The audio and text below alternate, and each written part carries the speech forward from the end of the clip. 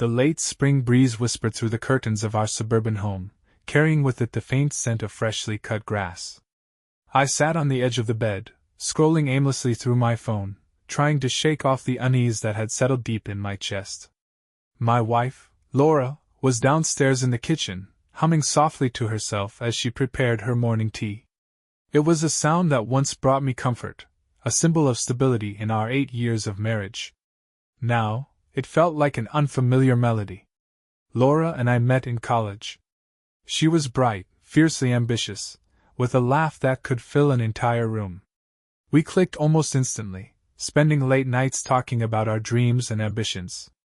After graduation, we tied the knot and started building a life together in this quiet neighborhood.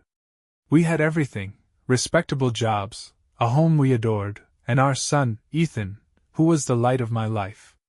But over the past year, cracks had begun to form in the veneer of our happy life. Laura had become distant, her laughter now a rare occurrence.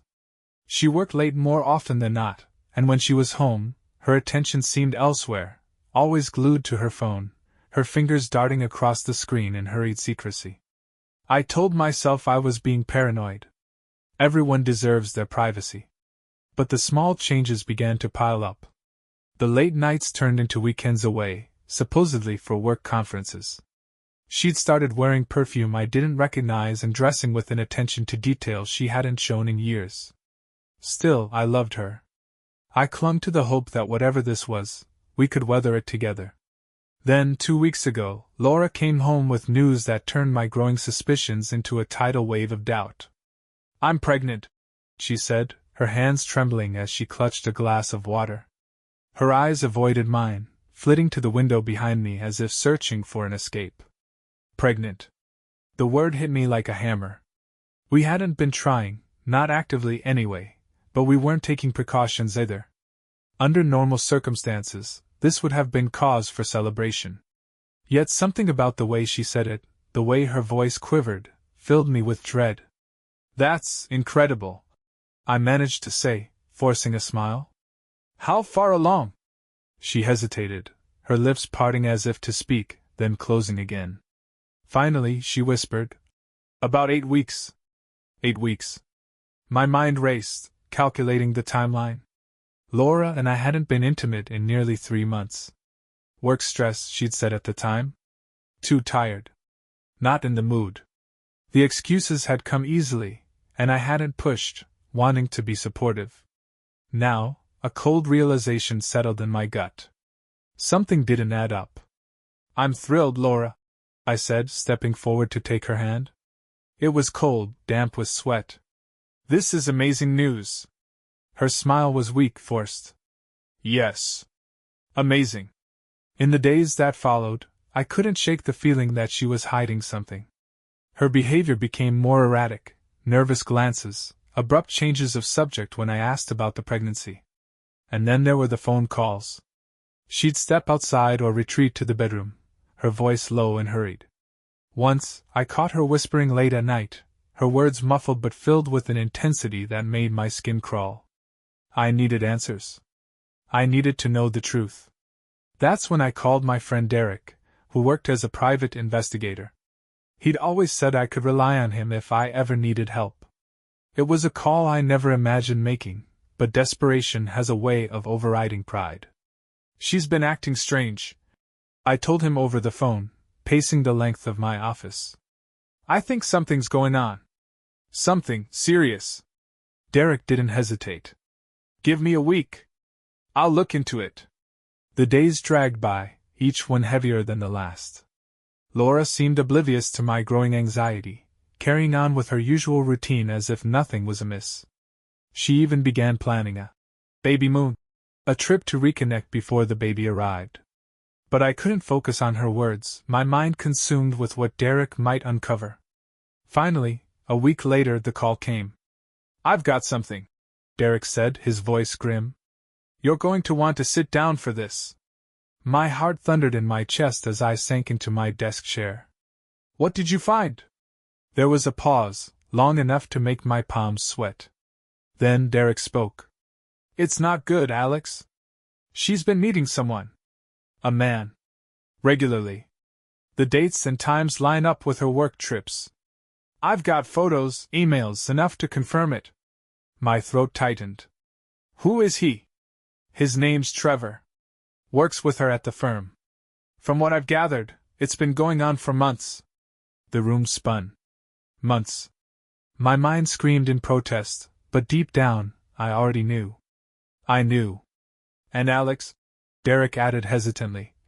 There's one more thing. What? My voice cracked. He sighed heavily. Based on the timing, there's a strong possibility this guy might be the father. The words landed like a punch to the gut, knocking the air from my lungs. I sat in silence, the weight of the revelation pressing down on me like a crushing wave. The woman I loved, the mother of my child, was carrying another man's baby. And I was left standing in the wreckage, trying to make sense of it all. The hours after Derek's call felt like a lifetime. I sat at my desk, staring at the photos he'd emailed me, grainy yet undeniable evidence of Laura's betrayal. There she was, laughing with Trevor at a cozy cafe, her hand resting casually on his. Another showed them entering a hotel together, her head leaning on his shoulder, a smile that once belonged to me now lighting up her face. My hands trembled as I shut my laptop. My mind was a battlefield of emotions, anger, sadness, humiliation. Every memory I had with Laura was tainted now, warped by the knowledge of her infidelity. Ethan's laughter pulled me back to the present. He was in the living room, building a Lego tower, oblivious to the chaos tearing apart his parents' marriage. I stood in the doorway, watching him, the innocence of his joy grounding me. Whatever happened next, I had to protect him. He didn't deserve to be caught in this storm. Laura returned home later that evening, her heels clicking softly on the hardwood floor. She set her purse on the kitchen counter and greeted Ethan with a warm smile, bending down to hug him. Watching her play the role of a doting mother made my stomach churn. "Hey, Alex," she said, her voice light and casual. "How was your day?" I swallowed the bitter taste of resentment and forced a smile. "Same as usual. Just work." "That's good," she replied, running a hand through her hair. "I was thinking we should plan something special for this weekend, maybe a trip to the park, or the zoo. Ethan's been asking about the lions." Her suggestion hit me like a slap. Was she really trying to act like everything was fine? Did she think I didn't notice the cracks in our life? "That sounds great," I said, my voice betraying none of the turmoil inside. This wasn't the moment to confront her. I needed more time to think, to plan. Dinner was a strained affair. I watched Laura closely as she chatted with Ethan, marveling at how effortlessly she kept up the facade. When Ethan asked about the baby, her smile widened, and she spoke with a tenderness that made my chest ache. "Mommy's taking care of the baby very carefully," she said, stroking her stomach. "You're going to be the best big brother, aren't you?" Ethan nodded enthusiastically, and Laura glanced at me, her expression softening. "Isn't that right, Alex?" I forced a nod, my throat tight. The bile in my stomach threatened to rise. After putting Ethan to bed, Laura returned to the kitchen, sipping a glass of wine as she scrolled through her phone. I stood in the doorway, watching her, wondering how she could act so normal, so carefree, knowing what she'd done. I needed answers. "Laura," I began, my voice steady. She looked up, startled. "Do you ever think about us? How we've been?" Her brow furrowed slightly, and she set her glass down. "Of course I do. Why?" "I don't know. Sometimes it feels like we're drifting apart." The words felt like poison on my tongue, but I needed to gauge her reaction. She hesitated, her eyes darting away. "It's just a phase, Alex. We've both been busy, and with the baby coming, it's natural to feel a little disconnected." Her response was smooth, practiced. I could tell she'd rehearsed this explanation in her mind. My blood boiled. "What about work?" I pressed, leaning against the counter. "Are things going okay there? I know you've been spending a lot of time with Trevor." Her head snapped up, and for the first time, I saw a flicker of panic in her eyes. "Trevor? What about him?" "You've mentioned him before," I lied, keeping my tone casual. It seems like you two spend a lot of time together. Her lips tightened, and she forced a laugh. Well, he's one of the senior managers. We collaborate on a lot of projects. Why are you asking about him? I shrugged, pretending to be disinterested. Just curious. You've been so busy lately, I barely know what's going on in your life anymore.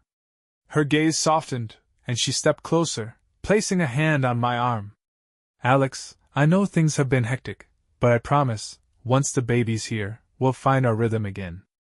I love you. Her words were hollow, and I hated how much I wanted to believe them. That night, I lay awake in bed, my mind spinning. Laura was good, too good at hiding the truth. But the cracks were there, faint and fragile. I had to be patient, to bide my time until the full truth came to light. Over the next few days, I began to play my role as the oblivious husband, masking my rage and heartbreak behind a carefully crafted facade. I made small talk, smiled when I didn't want to, and pretended I hadn't seen the photos of her and Trevor. It was exhausting, but necessary. Derek continued his investigation, sending me periodic updates. Trevor, it seemed, had a history of infidelity. He'd been divorced twice, and both times, his affairs were the final straw. He was a man who thrived on manipulation, preying on vulnerable women. The thought of him with Laura made my skin crawl. By Friday, Derek had enough evidence to confirm what I already suspected: Trevor was the father. The affair hadn't just been emotional, it was physical. The betrayal was complete. I stared at the report Derek sent me, the details blurring as tears filled my eyes. Laura's betrayal wasn't just a crack in our marriage, it was a chasm, wide and irreparable. And I knew, without a doubt, that my next steps would define everything. The weekend arrived, and the tension in our home was almost unbearable. Laura buzzed around the house, tidying up and chatting with Ethan about their plans for the zoo. Her smile was radiant, but to me, it looked like a mask, hiding the truth beneath. I played along, my heart a storm of rage and sadness, every moment with her sharpening the knife she'd plunged into my back. Saturday morning, I told Laura I'd meet her and Ethan at the zoo after running a few errands. It was a half-truth. I did have something to take care of, but it had nothing to do with groceries or chores. I drove to Derek's office, the folder of evidence he'd prepared for me burning a hole in my passenger seat. When I arrived, he was waiting for me, leaning against the doorframe with a grim expression. "You sure about this, Alex?" he asked as he handed me the final batch of photos and messages. "Once you confront her, there's no going back." "I'm sure," I said, my voice steady despite the turmoil inside. "I need to hear it from her." Derek nodded, his expression softening. "If you need anything, just call. You've got people in your corner." With a heavy heart, I drove back home, my mind replaying the moments that had led to this day. Our wedding, the birth of our son, the quiet evenings spent talking about the future. Each memory felt like a lie now, tainted by her betrayal. When I walked through the front door, Laura was sitting at the kitchen table, sipping coffee and scrolling through her phone. Ethan had gone to the living room to watch cartoons, his laughter echoing faintly down the hall. "Hey," she said brightly, looking up at me. "Did you get everything done?" I set the folder on the table between us and sat down. My hands were trembling, but I kept my gaze locked on hers. "We need to talk." Her smile faltered. "Alex, what's going on?" "You tell me, Laura," I said, my voice low and controlled. "Tell me about Trevor." Her face drained of color, and her hands gripped the coffee mug like it was a lifeline. "What are you talking about?" "You've been lying to me," I said, my voice rising. "About your late nights, your work trips, the baby." "I know everything, Laura. Everything." Tears sprang to her eyes, and she opened her mouth to speak, but no words came out. I pushed the folder toward her, the evidence spilling out onto the table: photos of her and Trevor, screenshots of their messages, proof of their hotel rendezvous. She stared at it, her expression shifting from shock to despair. "How long?" I demanded, my voice breaking. "How long have you been doing this?" Laura's lips trembled, and tears streaked down her cheeks. "Alex, I'm so sorry. Sorry? I barked, slamming my hand on the table. You're sorry? You betrayed me, Laura! You betrayed our family! She sobbed, burying her face in her hands. It started months ago, she choked out. I didn't mean for it to happen.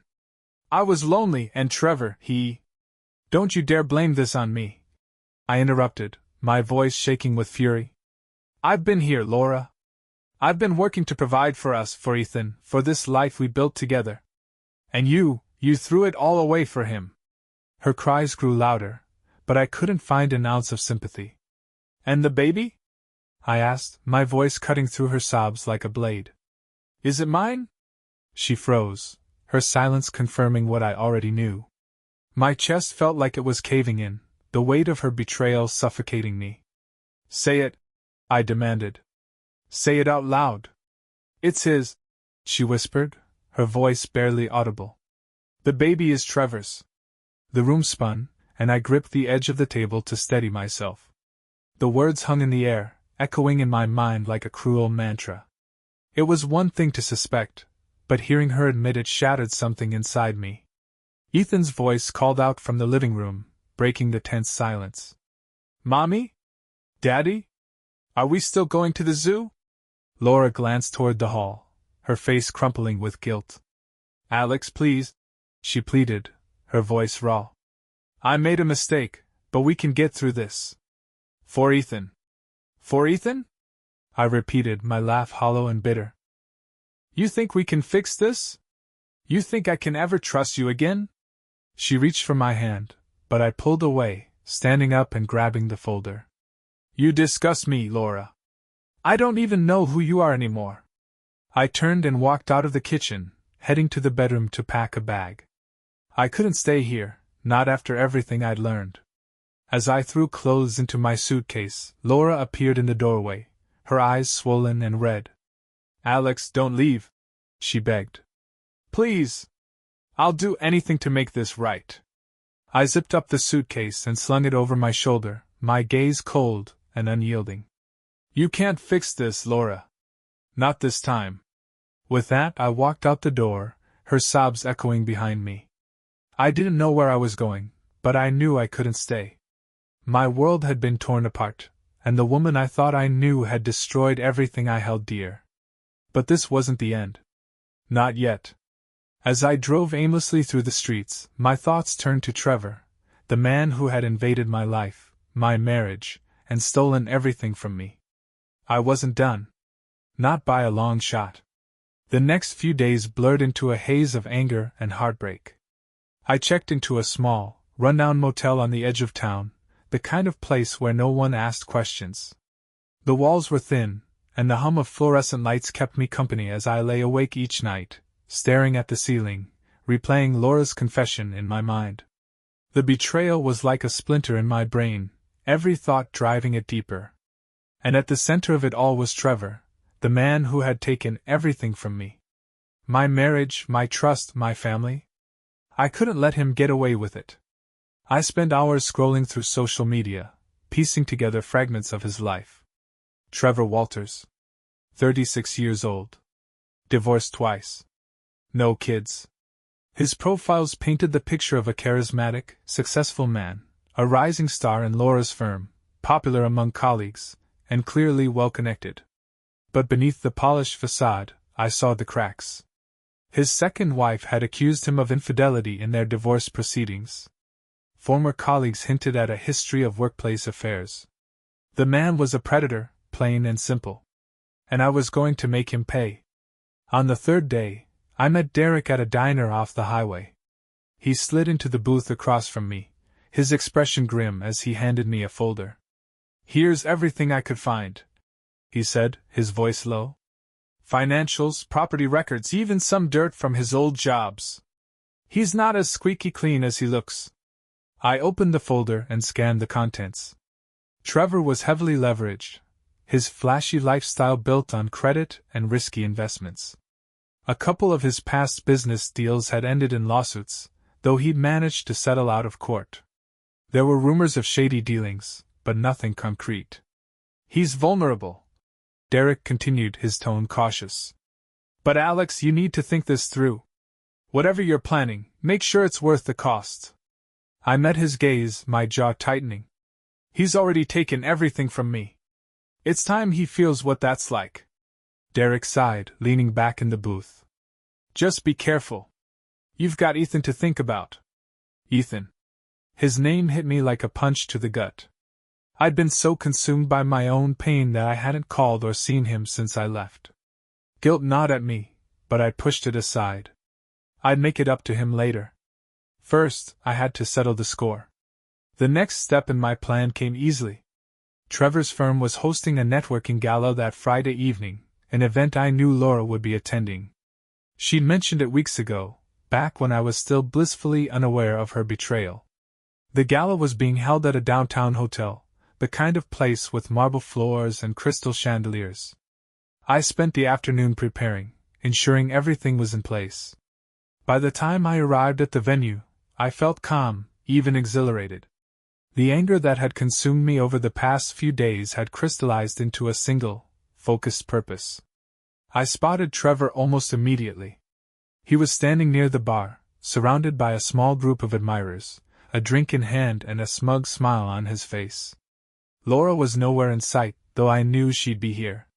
I checked her calendar before I left. I lingered at the edge of the room, watching him.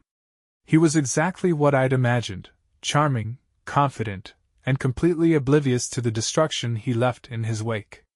I ordered a drink and waited, biding my time. Finally, Laura appeared, her laughter cutting through the noise of the crowd. She was radiant in a navy dress, her hair swept into an elegant updo. For a moment, my breath caught in my chest, the sight of her stirring something deep and painful. But then I saw the way she smiled at Trevor, the way her hand brushed his arm as she joined his circle, and the pain turned to cold resolve. It was time. I moved toward the bar, timing my approach perfectly. Trevor was ordering another round when I stepped beside him, pretending to examine the drink menu. "Whiskey neat," I said, glancing at him. "You must be Trevor." He turned, surprised. His smile was polite but guarded. "That's right. And you are?" "Alex." I extended my hand, and after a brief hesitation, he shook it. "We've got a lot to talk about." His eyes narrowed, but before he could respond, I continued, keeping my voice low. "Let's step outside." "You wouldn't want me to make a scene, would you?" Laura glanced our way, her smile faltering as she recognized me. Trevor followed my gaze, and the realization dawned on him. His confident facade slipped, and for a moment, I saw fear flash in his eyes. "Good. Fine," he said, his jaw tightening. "Let's go." We walked outside, the cool night air biting at my skin. Trevor kept his distance, his hands in his pockets as he eyed me warily. "Look, Alex, I get it," he began, his tone conciliatory. "You're upset. But whatever happened between me and Laura?" "Don't," I interrupted, stepping closer. "Don't you dare try to justify this. You ruined my marriage. You destroyed my family." Trevor raised his hands defensively. "I didn't force her to do anything, man. It was mutual." The arrogance in his voice ignited something primal in me. I grabbed him by the collar, slamming him against the wall. His eyes widened, panic setting in. "You think this is over?" I hissed, my voice low and dangerous. "You think you get to walk away from this without consequences?" "Alex, let's talk," he stammered, struggling against my grip. "You don't want to do something you'll regret." But I wasn't listening.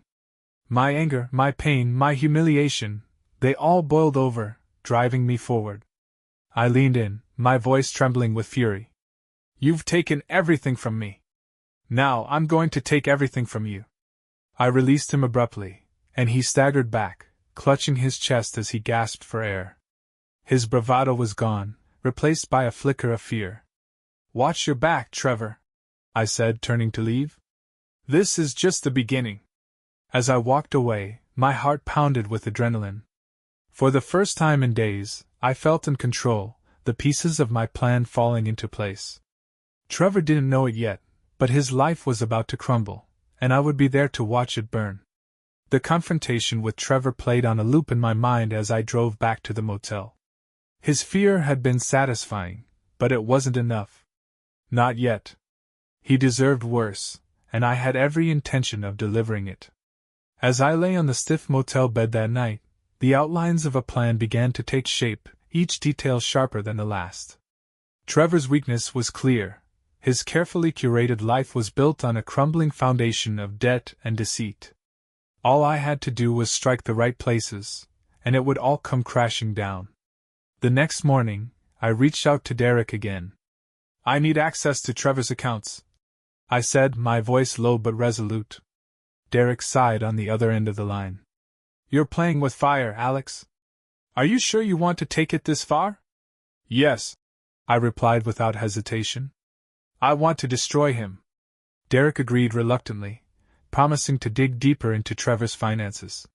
Meanwhile, I focused on the people around Trevor, his colleagues, his ex-wives, anyone who might have a grudge against him or know something I could use. I spent the next few days making calls, visiting old contacts, and following leads. Every thread I pulled unraveled more of Trevor's carefully constructed life.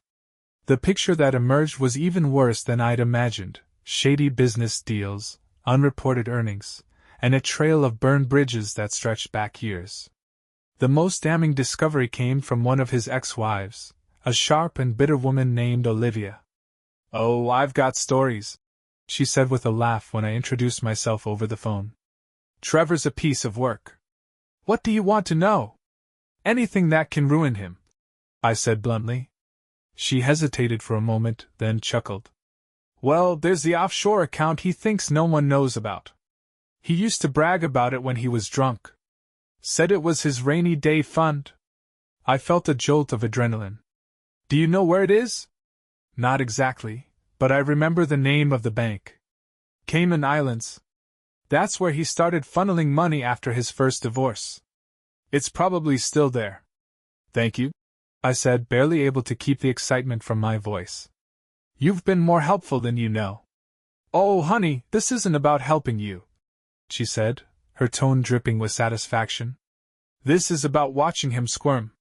Keep me posted, will you?"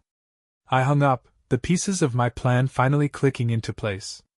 If I could expose Trevor's offshore account, it would not only ruin his career but also put him in serious legal trouble. He'd lose everything: his money, his reputation, and his freedom. 2 days later, Derek came through. "You were right," he said, handing me a file as we sat in the corner of a dingy coffee shop. "Trevor has an account in the Cayman Islands. I pulled some strings and got the details. It's not much, just enough to cause trouble if someone were to let the wrong people know." He slid the file across the table, and I opened it, my eyes scanning the documents. Bank statements, account numbers, transaction logs, it was all here. "This is perfect," I said, my voice barely above a whisper. "He's done." Derek leaned back, his expression wary. "Alex, you're playing a dangerous game. If Trevor finds out you're behind this—" "He won't," I interrupted. "I'll make sure of it." Derek sighed, rubbing the back of his neck.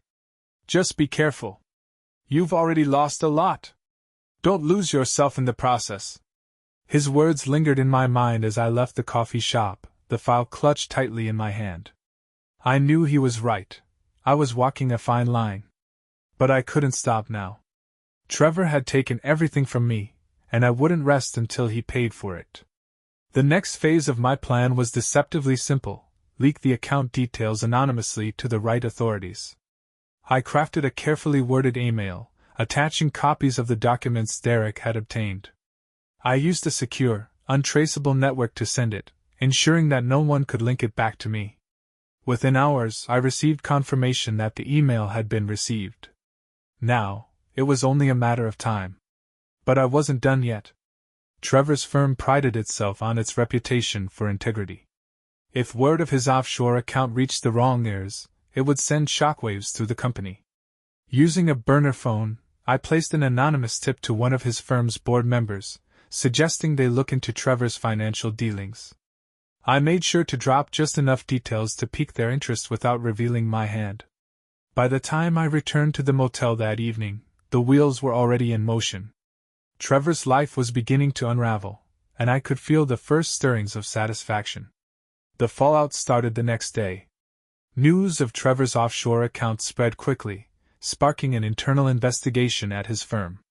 His colleagues whispered behind his back, their smiles turning sharp and distrustful.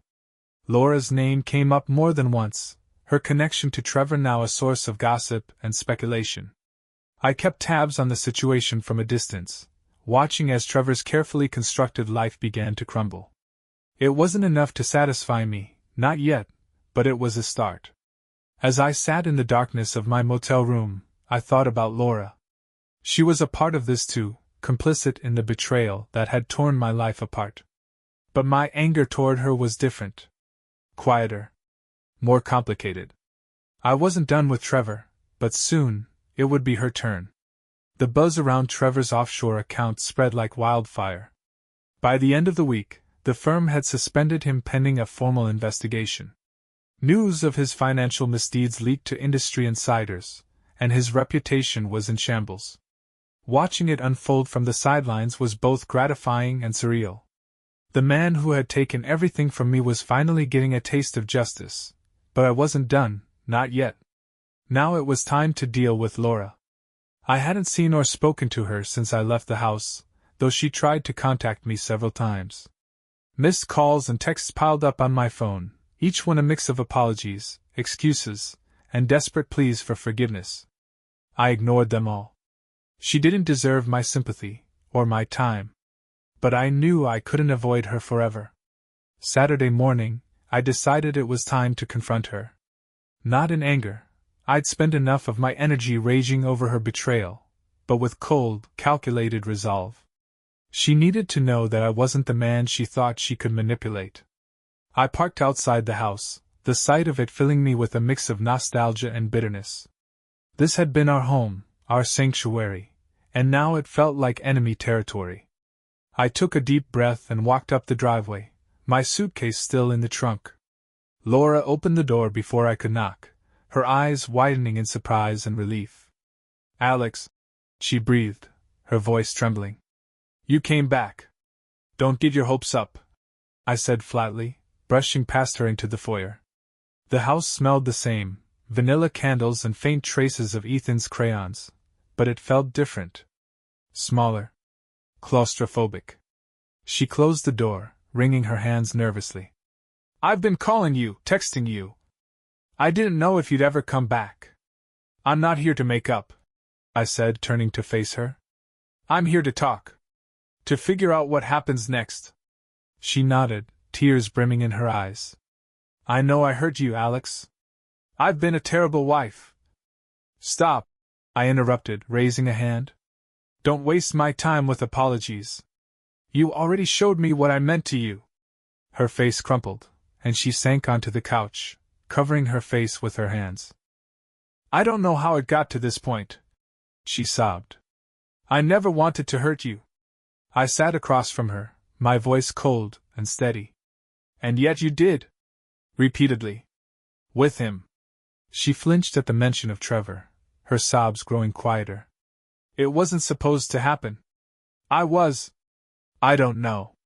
I felt lost, and Trevor is a liar and a cheat," I said, cutting her off. "Just like you." She looked up, her eyes red and swollen. "I didn't mean for it to go this far. I was going to end it. I swear." "Save it," I said, leaning forward. "I'm not here for excuses, Laura. I'm here because of Ethan. Because of the mess you've made of our family. You might have destroyed our marriage, but I'll be damned if I let you ruin him." Her expression shifted to one of desperation. "I love Ethan. I would never do anything to hurt him. Except betray his father. Except lie to his face every day. That's not fair," she protested. "I've tried to keep things normal for him. I've tried to shield him from all this. And how long do you think you can keep it up?" I snapped. "Do you think he won't notice? Do you think he won't see the cracks in this house, the lies in your smile?" She didn't answer, her head bowing in shame. The silence stretched between us, heavy with unspoken truths. "Here's what's going to happen," I said finally. "I've already spoken to a lawyer. We're filing for divorce. And I'm going for full custody of Ethan." Her head shot up, panic flashing in her eyes. "No! Alex, you can't." "I can and I will," I said firmly. "You've proven you can't be trusted. You put your selfish desires above our family. Ethan deserves better." Tears streamed down her face as she shook her head. "Please, Alex. Don't do this. I'll do anything, therapy, counseling, whatever it takes. Just don't take him away from me. Do you even know who his father is?" I shot back, my voice like ice. Her mouth opened, but no words came out. The silence was deafening, her guilt written all over her face. "Exactly," I said, standing. "You don't even know. And yet you expect me to trust you with his future? Alex, please," she whispered, her voice breaking.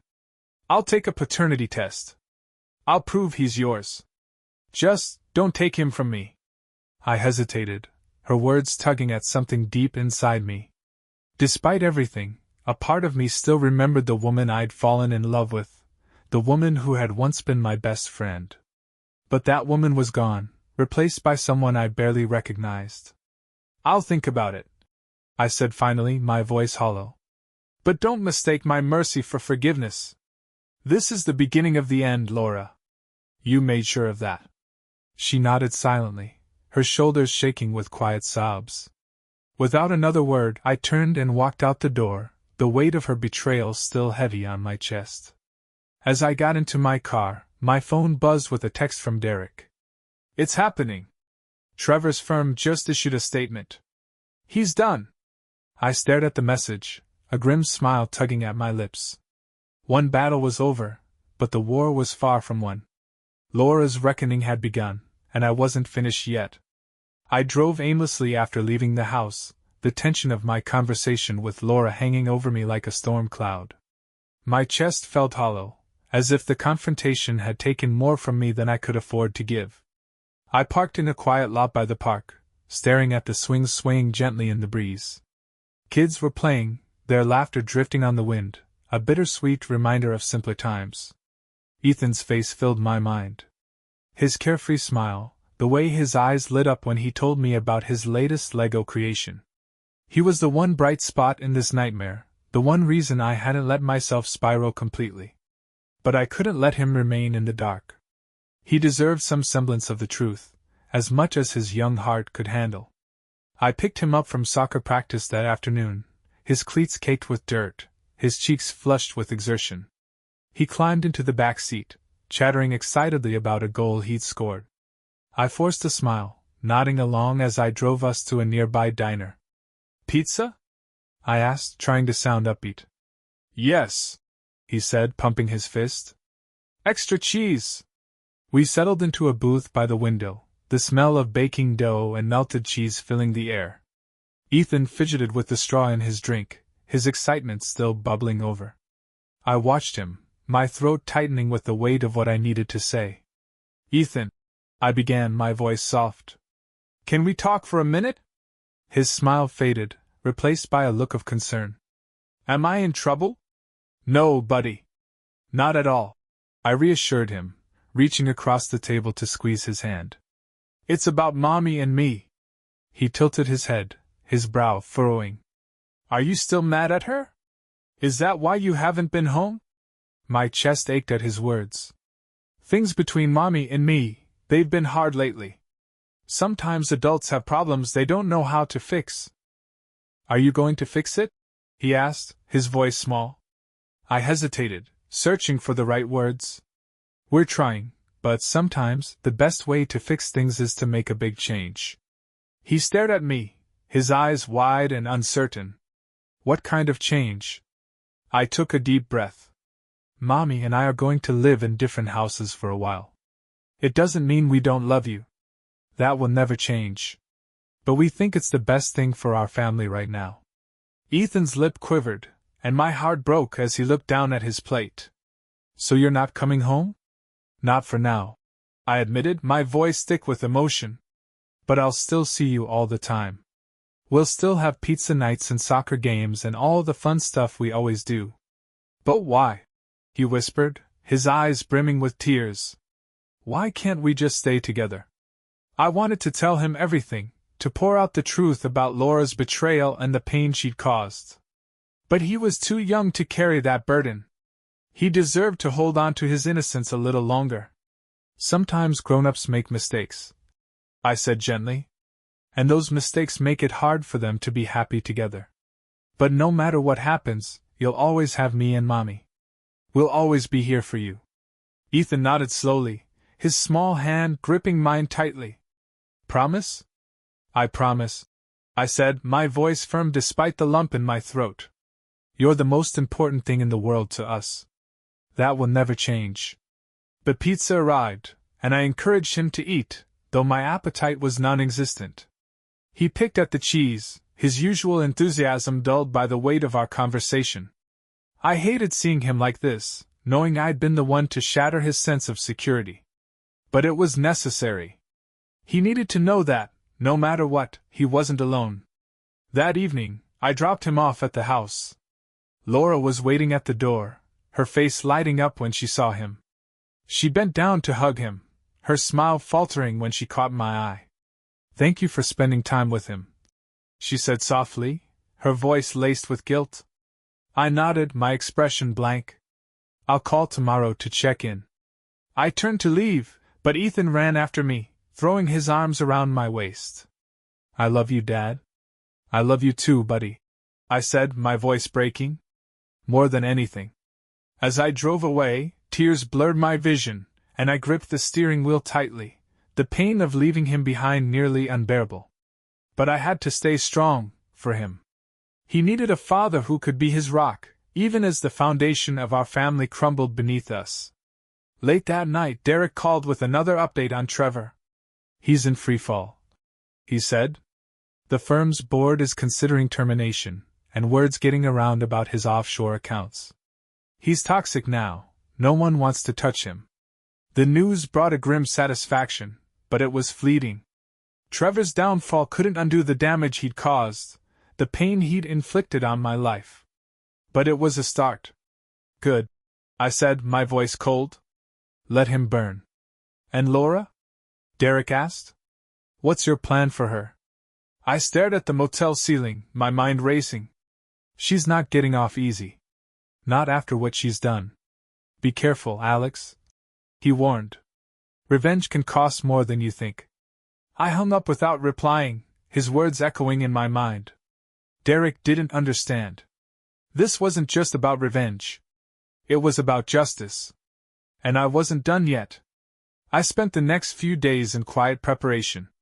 Ethan's reaction to the news of our separation stayed with me, a heavy reminder of what was at stake. I'd done my best to shield him from the full truth, but he deserved better. Better than what Laura had given him, better than the chaos Trevor had brought into our lives. Laura, meanwhile, had been texting me relentlessly. Her messages ranged from desperate pleas for forgiveness to long-winded attempts at justification. I ignored most of them, but one caught my eye late one evening as I sat in the dim glow of my motel room lamp. Can we meet? Just us. I need to explain. My first instinct was to delete it, but a part of me, a small, bitter part, wanted to hear what she had to say. If nothing else, I could use her words to cement my resolve. I responded with a simple, tomorrow. Noon. The park.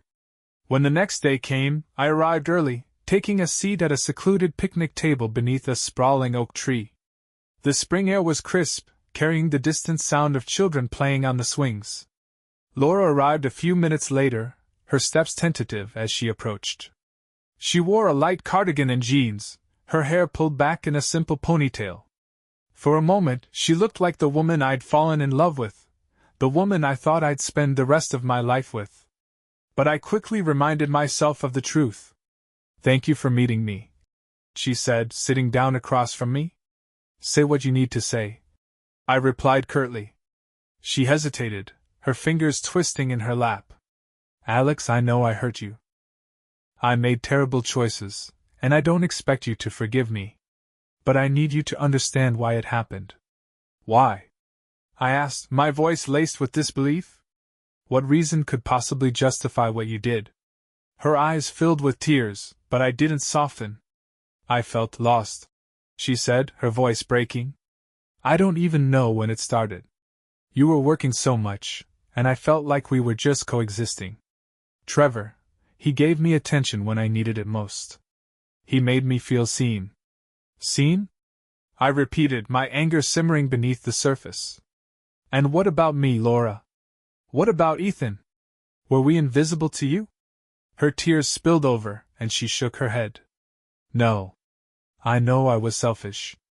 I know I should have talked to you instead of turning to him. But Alex, I never stopped loving you. Her words hit me like a slap, the audacity of them igniting a fresh wave of rage. You have a funny way of showing it, I said coldly. Do you even realize what you've done? You didn't just betray me, you betrayed our family. You brought a man like Trevor into our lives, and now everything is falling apart. She sobbed quietly, but I didn't let up. This isn't about you feeling lost, Laura. This is about choices.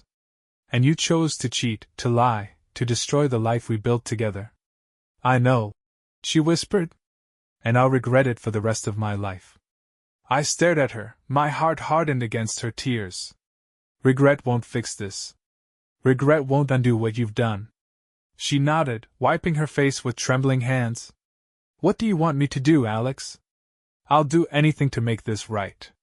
Nothing can make this right, I said firmly. But there is one thing you can do. What? She asked, her voice trembling. Take a paternity test, I said, my tone unyielding. I need to know the truth about Ethan. Her face crumpled, fresh tears streaming down her cheeks. Alex, please. Don't make me do this. You owe me that much, I said, standing. You owe him that much. She didn't respond, her sobs muffled by her hands. I turned and walked away, my resolve steeled. The test was non-negotiable. If there was even a chance that Trevor was Ethan's father, I needed to know. That evening, I received a call from Derek. You've stirred up a hornet's nest, he said, his tone half amused, half serious. What now? I asked, rubbing my temples. Trevor's firm officially fired him today. Word's out about the offshore account, and there's talk of legal action. He's trying to do damage control, but it's not working. A grim smile tugged at my lips. Good. He deserves it. There's more, Derek said. I did some digging into his personal life. Turns out, Trevor's exes aren't the only ones with grudges. He's got enemies, Alex. Real ones? What kind of enemies? I asked, leaning forward. The kind that might be willing to help you if the price is right. The idea was tempting, but I hesitated. I don't want this to blow back on me. Whatever happens to Trevor, I need to stay clean. I hear you, Derek said. Just think about it. I'll send you the details. After we hung up, I sat in silence, my mind racing. Trevor's life was already in freefall, but the idea of accelerating his downfall was enticing. It wasn't just about revenge anymore, it was about justice. About making sure he never hurt anyone the way he'd hurt me. But there was still Laura. Still Ethan. And as much as I wanted to see Trevor burn, I couldn't lose sight of what mattered most. The days that followed my meeting with Laura were a blur of strained silence and suppressed rage. She agreed to the paternity test, but the tension between us was suffocating. I avoided the house, spending most of my time at the motel or driving aimlessly through town, trying to clear my head. The test itself was a cold, clinical affair. We met at a lab recommended by my lawyer, its sterile white walls and fluorescent lights doing little to ease the weight of the moment. Laura sat in a chair across from me, her hands clenched in her lap, while the technician explained the process. This will take about a week, the technician said, her voice neutral as she handed us forms to sign. We'll notify you as soon as the results are ready. A week. 7 days to find out whether the son I'd loved and raised as my own was truly mine. The thought churned in my gut, the uncertainty gnawing at my already frayed nerves. Laura tried to speak to me as we left the lab, but I walked away without a word. I didn't trust myself to talk to her, not without unleashing the fury bubbling beneath the surface. Back at the motel, I called Derek to update him. The test is done, I said, pacing the small room. Now I just have to wait. You holding up okay? He asked, his tone uncharacteristically gentle. Not really, I admitted. This whole thing is eating me alive. You've been through hell, Alex, he said. No one would blame you for feeling that way. But listen, about Trevor. What about him? I asked, my grip tightening on the phone. I told you he has enemies, Derek said. One of them reached out to me. A guy named Victor. He's a former business partner of Trevor's, a guy Trevor screwed over pretty badly a few years back. Victor's willing to help, but he wants something in return. I frowned. What does he want? Leverage. Proof that Trevor's been embezzling funds from his past deals. Victor thinks you might have something in that file I gave you. I thought about the documents Derek had dug up, the offshore account and the suspicious transactions. There was definitely something there, something Trevor wouldn't want anyone to see. What happens if I give it to him? I asked. Victor takes it to the authorities, Derek explained. Trevor's already on thin ice. This could tip the scales, send him straight into legal trouble. I hesitated, the weight of the decision pressing down on me. And if I don't? Trevor might walk away from this with his career in shambles, but he'll still have his freedom, Derek said. This is your chance to make sure he doesn't come back from this. I nodded, though Derek couldn't see me. Send Victor the file. You sure? Derek asked. Yeah, I said, my voice firm. It's time Trevor pays for what he's done. The week dragged on, each day heavier than the last. I threw myself into work, taking extra shifts and burying myself in tasks to keep my mind occupied. But no matter how busy I stayed, the looming results of the paternity test were never far from my thoughts. Laura texted me once during that time, a short, simple message. I'm sorry. I stared at it for a long time before deleting it without replying. Sorry didn't fix anything. Sorry didn't erase the damage she'd done. Finally, the call came. Mr. Carter, the technician said, her voice neutral. The paternity test results are in. Would you like to come to the lab, or should I send them to you electronically? I hesitated, my heart pounding in my chest. Email them, I said. I didn't trust myself to drive, not with the weight of this moment pressing down on me.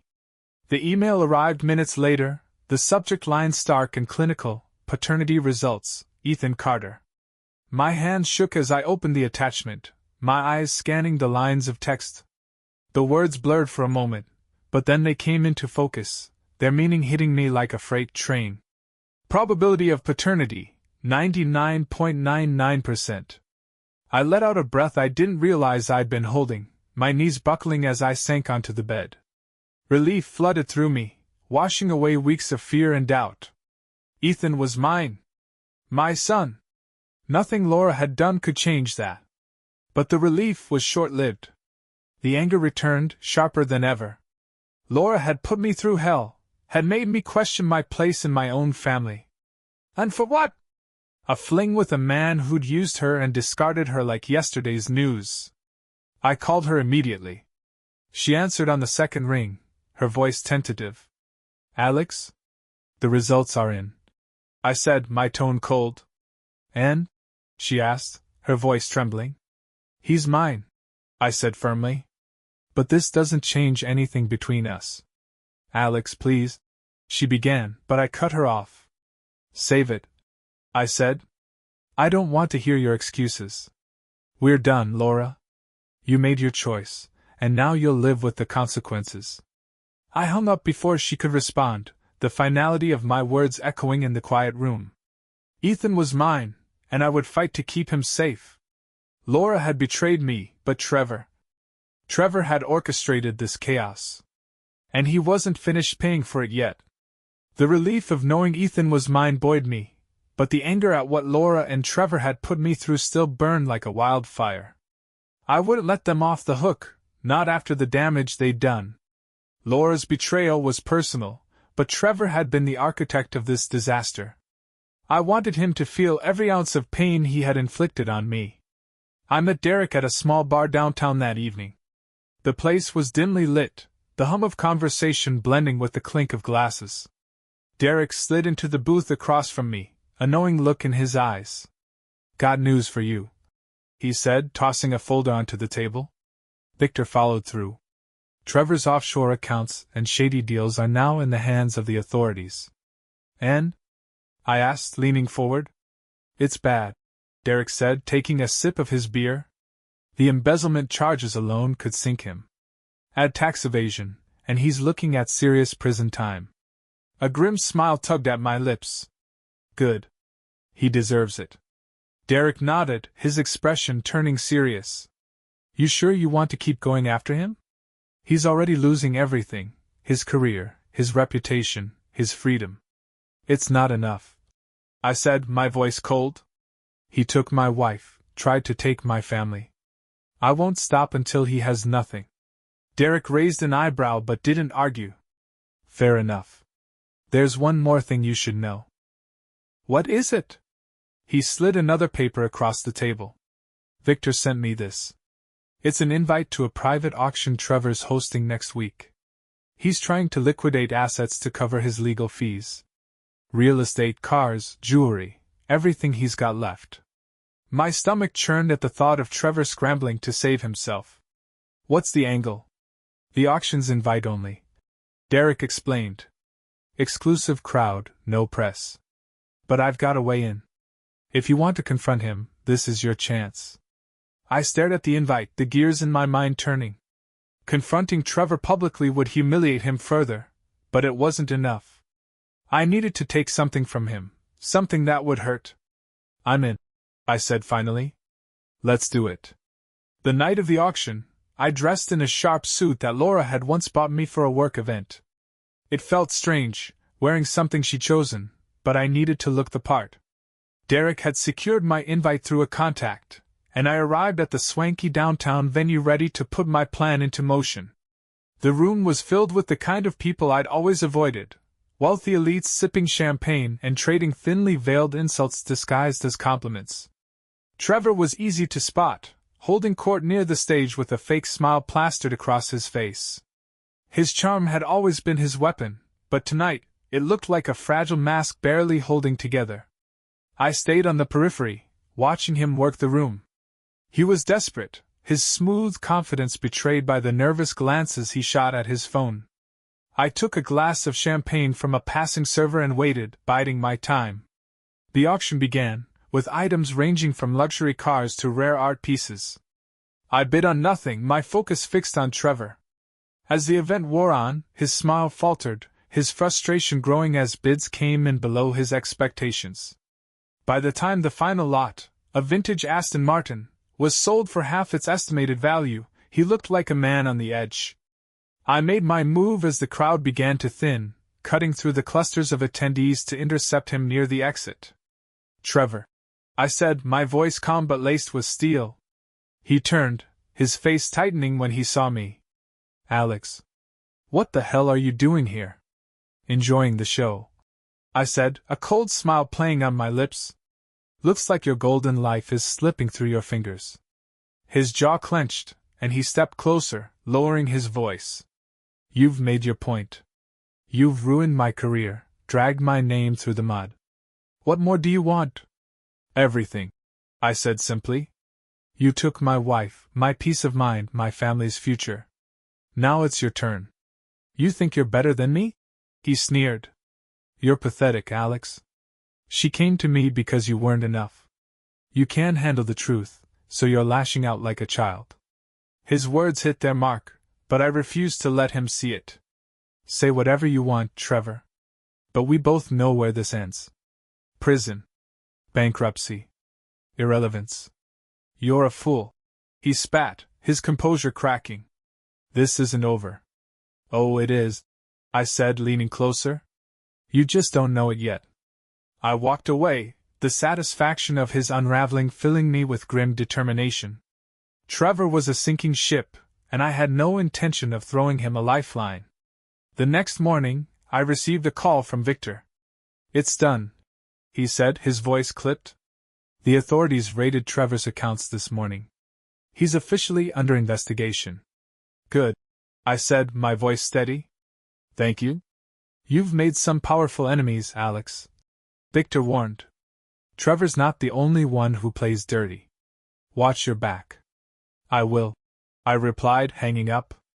The war with Trevor was nearing its end, but the battle for my family was far from over. Laura, Ethan, and the wreckage of our life together still loomed large. But for the first time in weeks, I felt like I had control, like I could finally see a path forward. The morning after Trevor's investigation went public, the fallout began in earnest. News of his financial crimes spread rapidly, leaving his name splashed across business journals and social media. The mighty Trevor Walters, once hailed as a financial prodigy, was now a pariah, his empire crumbling under the weight of his greed. I kept tabs on the chaos from the comfort of my motel room. The schadenfreude was bittersweet. Watching Trevor's life implode couldn't erase the damage he'd done to mine. Still, it was a step toward justice, and I wasn't finished yet. Laura called me that evening. I debated ignoring her but decided to answer. Her voice, soft and hesitant, came through the line. "Alex? What do you want, Laura?" I asked, my tone flat. I heard about Trevor," she said. "Is this your doing?" I didn't answer immediately, letting the silence weigh on her. Finally I said, "It doesn't matter. He's getting what he deserves." She exhaled shakily. "Alex, Save it." I cut her off. "You don't get to act like the victim here. You chose him. You chose this." Her voice trembled. "I didn't choose this. I made mistakes, yes, but I didn't want it to end like this." "Well, it did," I snapped. "And now you have to live with it." She was quiet for a long moment before saying, "What happens now? With us?" "There is no us, Laura," I said coldly.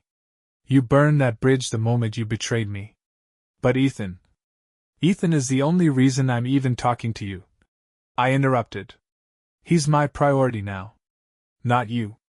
Not us. Just him." She sniffled, and I could tell she was crying, but it didn't move me.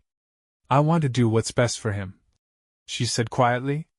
"I don't want him to suffer because of our mistakes." "Then stay out of my way," I said. "And don't try to turn this around on me." I hung up before she could respond, the sound of the dial tone a strangely satisfying punctuation to our conversation. The next few days passed in a blur of legal meetings and preparations. My lawyer, Amanda, was sharp and efficient, her no-nonsense demeanor a perfect match for the storm I was navigating. "You've got a strong case for custody," she said as we sat in her office, the sound of her pen scratching against paper. "But Laura will fight this. Be prepared for a battle." "I don't care how long it takes," I said firmly. "I'm not letting her drag Ethan into her mess." Amanda nodded, adjusting her glasses. "Good. Stay focused. Don't let her emotions sway you." "Don't worry," I said, my voice cold. "I've learned to tune her out." Still, the thought of going to court against Laura filled me with dread. Not because I feared losing, Ethan was mine, and I'd fight tooth and nail to protect him. But because it meant exposing every painful detail of our marriage, laying bare the betrayal and lies for everyone to see. Meanwhile, Trevor's situation continued to spiral. Derek kept me updated, his messages short but satisfying. "Trevor arrested this morning. Official charges pending. Couldn't have happened to a better guy." I smirked at the text, the image of Trevor in handcuffs a small but meaningful victory. His arrest was all over the news, his smug face replaced with one of defeat as cameras captured his walk of shame. It was everything I'd hoped for. But even as Trevor's downfall played out, a part of me felt hollow. The revenge I'd pursued so relentlessly didn't bring the closure I'd imagined. My marriage was still in ruins, my son caught in the middle of a war he didn't deserve. And Laura, her shadow loomed over everything, a constant reminder of the life we'd lost. A week later, Laura showed up at the motel unannounced. I opened the door to find her standing there, her face pale and drawn. She looked smaller somehow, the confident woman I'd married reduced to a shadow of herself. "What are you doing here?" I asked, my voice sharp. "I needed to see you," she said, wringing her hands. "Please, Alex. Just hear me out." I hesitated before stepping aside, letting her into the room. She stood awkwardly by the door, her eyes darting around as if searching for the right words. "I know I'm the last person you want to see," she began. "But I had to come. For Ethan." "What about him?" I asked, crossing my arms. "He's been asking questions," she said, her voice trembling. "About why you're not home, why things are different. He's scared, Alex. He doesn't understand." My chest tightened at the thought of Ethan struggling to make sense of our fractured family. "What do you expect me to do? Pretend like nothing's wrong? Pretend like you didn't destroy everything?" "No," she said quickly, her eyes pleading. I want to find a way to make this easier for him. To make it less painful." "And how do you propose we do that?" I asked, my tone dripping with sarcasm. "By lying to him? By pretending like you didn't ruin his family?" "Alex, please," she said, her voice breaking. "I know I don't deserve your forgiveness, but I'm begging you. For Ethan's sake." Her words hung in the air, heavy with desperation. A part of me wanted to lash out, to throw her mistakes back in her face. But another part, the part that still loved my son more than anything, knew she was right. Ethan didn't deserve this war, didn't deserve to be caught in the crossfire of our broken marriage. "I'll think about it," I said finally, my voice cold but measured. "But don't expect me to forget what you've done." She nodded, tears streaming down her face. "Thank you," she whispered. As she left, the door closing softly behind her, I sat on the edge of the bed, my thoughts swirling. Laura had brought this pain into our lives, but Ethan was the one paying the price. If there was a way to protect him from the worst of it, I had to find it. For his sake, if not for hers. After Laura's visit, I couldn't shake her words. She was right about one thing: Ethan was the one caught in the middle of this mess. As much as I hated her for what she'd done, I couldn't let my anger overshadow what was best for him. But the path forward wasn't clear, and every decision felt like walking a tightrope over a pit of regret. I spent the next few days thinking about how to ease Ethan's burden. A truce with Laura was necessary, no matter how bitter it tasted. I called her late one evening, the silence between rings amplifying the tension in my chest. She answered on the second ring. "Alex? Don't thank me for calling," I said curtly. "This is about Ethan." "Of course," she said quickly, her tone subdued. "What do you want to do?" "We need to talk to him together," I said. "Explain what's happening. Set some boundaries so he doesn't feel caught in the middle." There was a pause, and then she said, "I think that's a good idea." "When?" "Tomorrow. After school," I replied. "Neutral ground. The park." "Okay," she said softly. "I'll be there." The next day, I picked Ethan up from school, his face lighting up when he saw me. He climbed into the back seat, chattering about his science project and how he'd aced a spelling test. His energy was infectious, and for a moment, I let myself bask in his joy, my troubles melting away like shadows in the sun. We arrived at the park to find Laura already waiting, her expression a mix of nervousness and relief.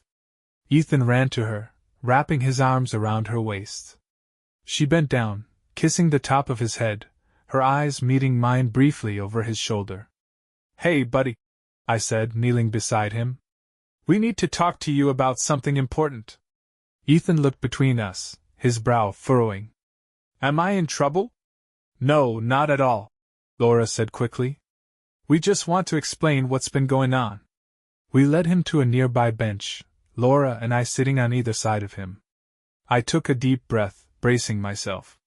"Ethan, you know how Mommy and I have been living in different places lately?" He nodded, his small hands twisting nervously. "Yeah. Well, sometimes grown-ups make decisions that are hard," I continued. Mommy and I have decided that we're not going to live together anymore. But that doesn't mean we don't love you. Ethan's eyes widened, his voice trembling. You're getting divorced? I exchanged a glance with Laura, her expression mirroring my pain. Yes, I said gently. But that doesn't change how much we both love you. That will never change. Tears welled in his eyes, and he looked down at his lap. But why? Did I do something wrong? No, buddy, I said quickly, wrapping an arm around his shoulders. This isn't about you. You didn't do anything wrong. Sometimes people just grow apart, Laura added, her voice breaking. But that doesn't mean we won't always be here for you. Ethan sniffled, wiping his eyes. I don't want things to change. I know, I said softly. But some changes can be good. You'll still have both of us in your life. And we'll work hard to make sure you're happy. He nodded reluctantly, leaning against me. I held him tightly, my heart breaking at the weight he was carrying. Laura reached out to touch his hand, her eyes filled with tears. For the first time in weeks, I saw the woman I'd once loved, and it made the moment even harder. That evening, after dropping Ethan off at the house, I sat in my car, staring at the steering wheel. My mind replayed the conversation at the park, the pain in Ethan's eyes etched into my memory. No matter what happened between Laura and me, I had to keep my focus on him. He was the only thing that mattered now. My phone buzzed with a text from Derek. Trevor's arraignment is scheduled. He's facing multiple charges. Looks like your plan worked.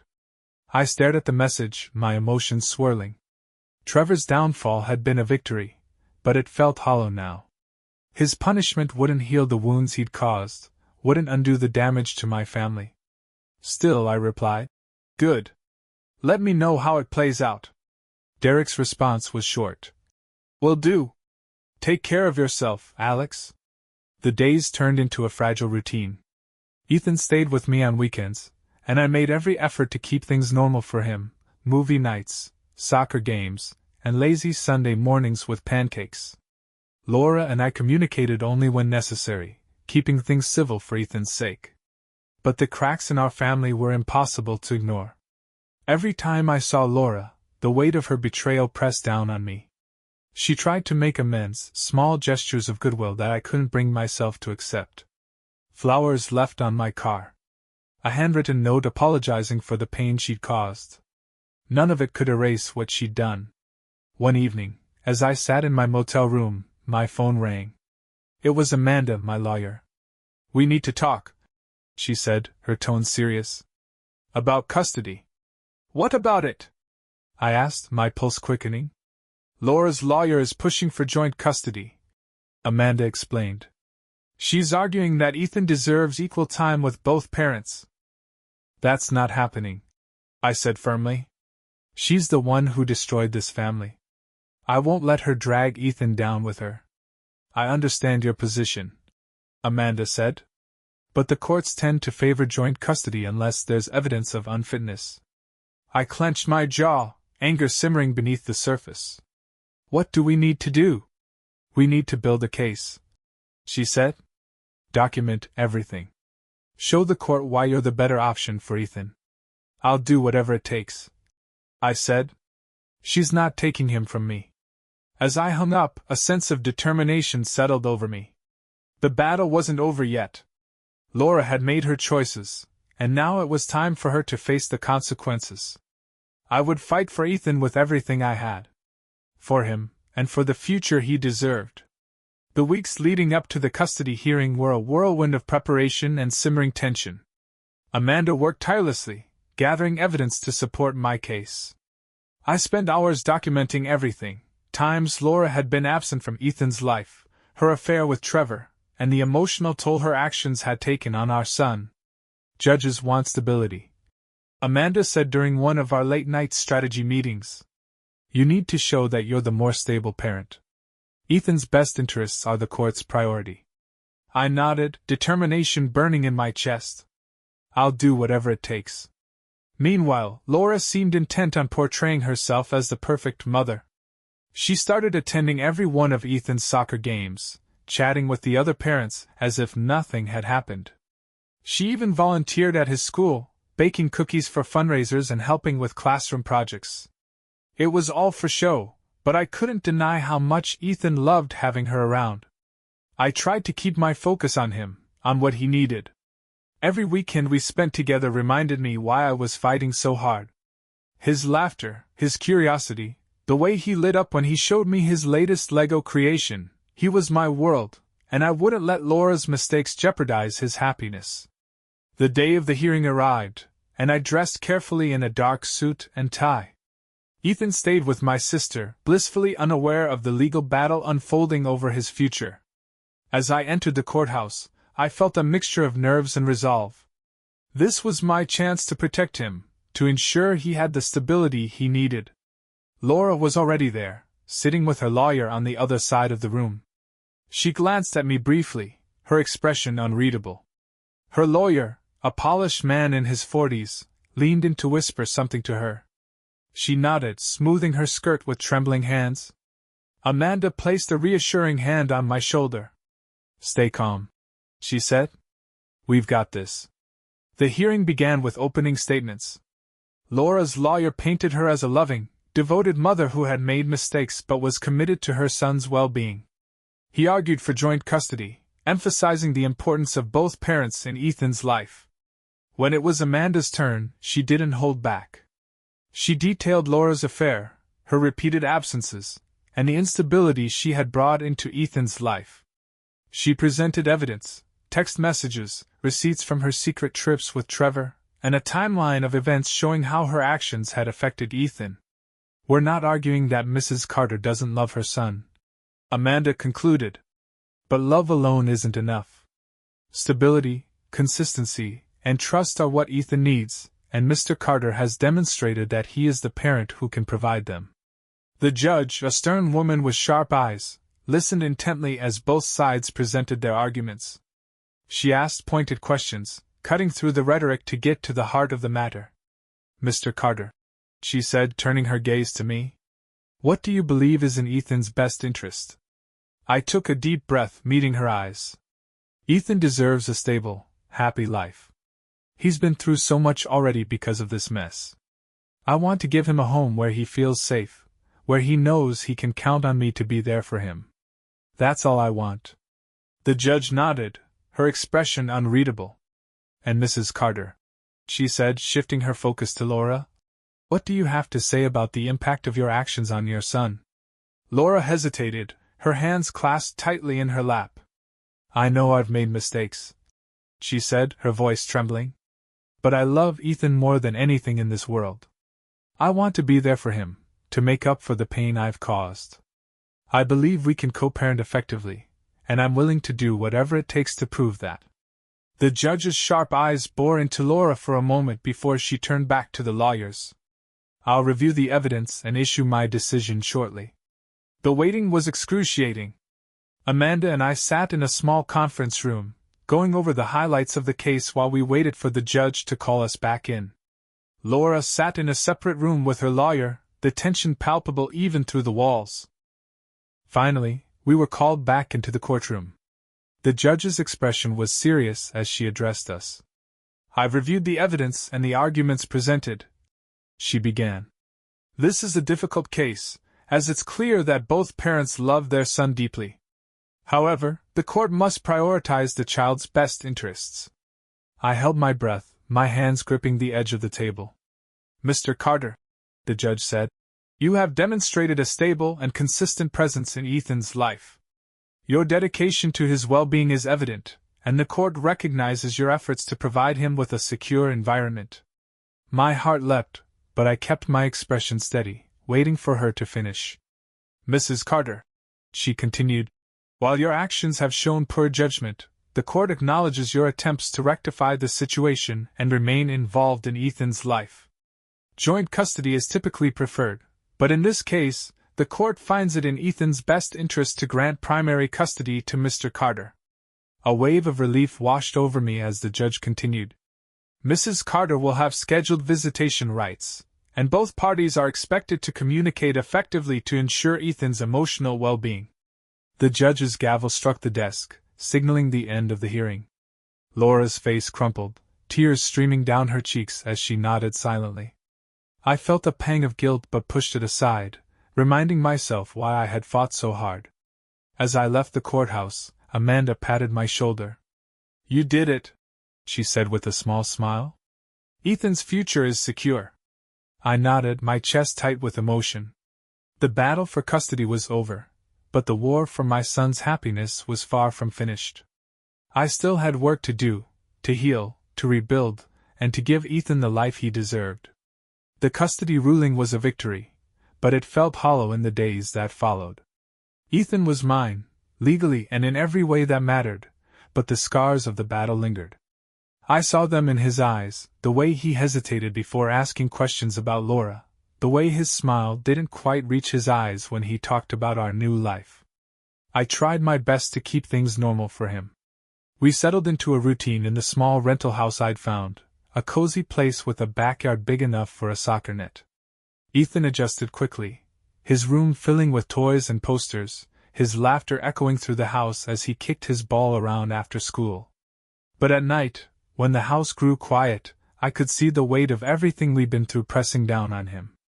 Laura visited him twice a week, as per the court's schedule. I kept our interactions civil, but every time I saw her, the anger bubbled beneath the surface. She tried to make small talk, to find some common ground, but I wasn't ready. Not yet. Maybe not ever. One evening, after she dropped Ethan off, she lingered at the door. "Alex," she said softly, "can we talk?" I folded my arms, leaning against the doorframe. "About what?" Her eyes darted to the ground, her hands fidgeting nervously. I want to thank you for letting me stay in Ethan's life. You didn't have to." I stared at her, the bitterness rising like bile in my throat. "You're his mother, Laura. I'm not going to take that away from him, no matter what you've done." Her shoulders sagged, and she looked up at me, her eyes glistening with tears. "I know I don't deserve your forgiveness, but I'm trying. For him. And maybe someday for us." "There is no us," I said firmly. "Not anymore. What you did, it broke something that can't be fixed." She nodded, her tears spilling over. "I understand. But I'll keep trying. Even if it's just for Ethan." I closed the door without replying, her sobs muffled on the other side. For the first time, I didn't feel satisfaction in her pain. Just a deep, aching sadness. In the meantime, Trevor's downfall was all over the news. His trial was fast-tracked, the evidence against him overwhelming. Embezzlement, tax fraud, and a slew of other charges ensured he wouldn't be walking free anytime soon. Watching his life crumble should have been the final piece of closure I needed, but it didn't feel like the triumph I'd imagined. One evening, as I sat on the couch, Ethan playing with his Legos on the carpet, Derek called. "Got an update for you," he said. "Trevor took a plea deal. 5 years minimum, with probation after." I nodded, even though he couldn't see me. "Good. He deserves it." "Yeah," Derek said, his tone thoughtful. "But listen, Alex. Don't let this guy live in your head anymore. You've won. It's over." I glanced at Ethan, his laughter filling the room as he stacked Lego blocks into a towering fortress. "You're right," I said quietly. "It's over." After I hung up, I watched Ethan for a long time, the weight of everything we'd been through settling over me. Trevor was out of our lives, and Laura had been put in her place. But the damage was still there, etched into the cracks of our family. Healing would take time, more than I'd anticipated. One weekend, I took Ethan to the beach. It was a place we'd gone often when he was younger, back when Laura and I were still happy, or at least pretending to be. The salty air and sound of crashing waves seemed to lift his spirits, and for the first time in months, I felt a sense of peace. "Dad, watch this!" Ethan called, running toward the water with a kite in hand. The bright blue fabric soared into the sky, its tail fluttering in the breeze. I laughed, jogging after him as he guided it higher and higher. We spent hours playing in the sand, building castles and chasing seagulls. For those few hours, it felt like nothing had changed, that we were just a father and son enjoying the simple joys of life. As the sun dipped below the horizon, painting the sky in hues of orange and pink, Ethan leaned against me, his head resting on my shoulder. "Dad?" he said quietly. "Yeah, buddy? Do you think things will ever go back to the way they were?" I swallowed the lump in my throat, wrapping an arm around him. "No, Ethan," I said honestly. "But that doesn't mean things can't be good again. We're going to build a new life. One that's just as good, maybe even better." He nodded, his small hands slipping into mine. "Okay." As we sat there, watching the waves roll in, I realized that Ethan was stronger than I'd given him credit for. He'd weathered the storm with a resilience that inspired me, and I knew that if he could move forward, so could I. That night, as I tucked Ethan into bed, he looked up at me with a sleepy smile. "I love you, Dad." "I love you too, buddy," I said, brushing his hair back. "Always." As I closed his door, I felt a flicker of hope for the first time in months. The battle was over, the pieces of my life scattered around me. But piece by piece, I was starting to rebuild. And for the first time, I believed we'd be okay. The months following the custody battle were a quiet blur of rebuilding. Life with Ethan settled into a new kind of normal, one marked by soccer practices, school projects, and long evenings spent talking about superheroes and dinosaurs. Our little rental house began to feel like a home, a place where laughter echoed and the shadows of the past started to fade. But the scars of what had happened lingered. Every time I dropped Ethan off for his visits with Laura, the bitterness crept in. I kept it hidden from him, but seeing her was a reminder of the betrayal that had nearly broken me. Still, I focused on moving forward. Ethan deserved a father who wasn't consumed by anger, and I was determined to be that for him. Slowly, the wounds began to heal. On a sunny Saturday morning, I took Ethan to a nearby park. He raced ahead of me, his soccer ball tucked under one arm, his laughter ringing out as he darted toward the open field. I followed at a slower pace, carrying a thermos of coffee and a bag of snacks. As we played, the crisp spring air filled my lungs, carrying with it a sense of renewal. Ethan's joy was infectious, and for the first time in a long while, I felt truly at peace. "Goal!" Ethan shouted, pumping his fist in triumph as the ball rolled past me into the makeshift net. He grinned, his cheeks flushed with excitement. "You're getting slow, Dad. Maybe you're just getting faster," I said, laughing as I ruffled his hair. "You're gonna be the next big soccer star. Or a scientist," he said thoughtfully, kicking the ball back toward me. "Or maybe both." "Why not both?" I said, smiling. "You can do anything you set your mind to." We played until the sun was high in the sky, then sat on a blanket in the shade, munching on sandwiches and sipping lemonade. Ethan leaned back against me, his small hand clutching mine.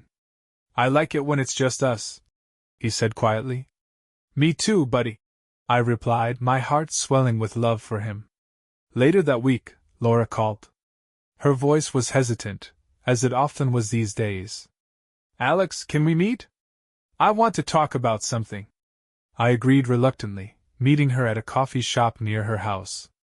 She looked nervous as she slid into the seat across from me, her hands wrapped around a steaming mug. "Thank you for coming," she said, her eyes flicking to mine and then away. "I've been doing a lot of thinking. About everything." "And?" I prompted, keeping my tone neutral. "I know I hurt you," she said, her voice trembling. "And I know I'll never be able to undo the damage I caused. But I want you to know that I'm trying to be better. For Ethan and for myself." I studied her for a long moment. There was a sincerity in her words that I hadn't seen before, a vulnerability that felt genuine. But forgiveness wasn't something I could offer so easily. "I'm glad you're trying," I said finally. "For Ethan's sake." She nodded, her eyes glistening with unshed tears. "I hope someday we can find a way to co-parent without all this tension. I want what's best for him, Alex. I really do." "So do I," I said simply. "That's the only reason I'm here." We talked for a while longer, discussing schedules and upcoming events for Ethan. It was the first time we'd spoken without anger or blame hanging over us, and while it didn't erase the past, it felt like a step forward. Months turned into a year, and life continued to improve. Ethan thrived in school, his confidence growing with each passing day. He made new friends, joined a science club, and scored his first goal in a real soccer match. Watching him flourish was the greatest reward I could have asked for. As for me, I found solace in the little things: early morning runs, quiet evenings with a good book, and the simple joy of being present for my son. The anger that had once consumed me began to fade, replaced by a cautious optimism for the future. Laura and I found a fragile peace, co-parenting with a civility that put Ethan's needs above our own. It wasn't always easy, but it worked. And for him, I would make it work. One evening, as Ethan and I sat on the porch watching the sunset, he turned to me with a thoughtful expression. "Dad?" he said. "Yeah, buddy? Do you think we're happy now?" The question caught me off guard, but I smiled, pulling him close. "I think we're getting there." He nodded, resting his head on my shoulder. "I think so too." In that moment, as the sky turned shades of orange and pink, I realized he was right. We were getting there. It wasn't the life I'd planned, but it was ours. And it was enough.